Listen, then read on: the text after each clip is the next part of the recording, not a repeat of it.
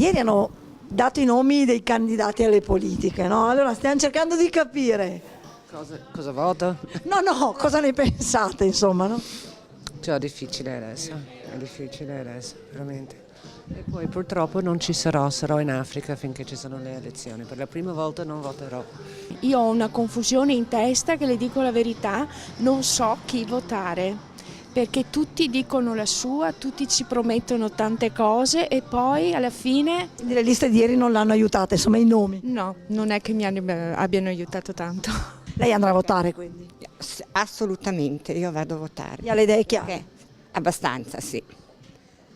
Io l'ho detto che bisogna cambiare il governo, però non le dico chi voto. Ultimamente vedo che la sparano molto grossa, diciamo, sono diventati bravi a fare tante promesse, diciamo, si stanno specializzando in quello più che altro, quindi secondo me sì. Ma forse perché pensano che noi abbocchiamo? Ma perché hanno visto che noi abbocchiamo, è quello più che altro. Andrai a votare. Certo, sì. E non hai le idee chiare, però. Per il momento no. Come farai ad informarti?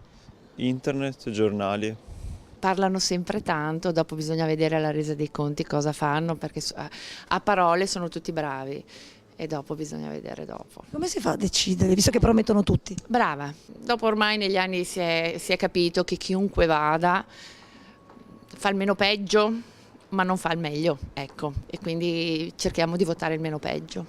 Questa è la mia conclusione.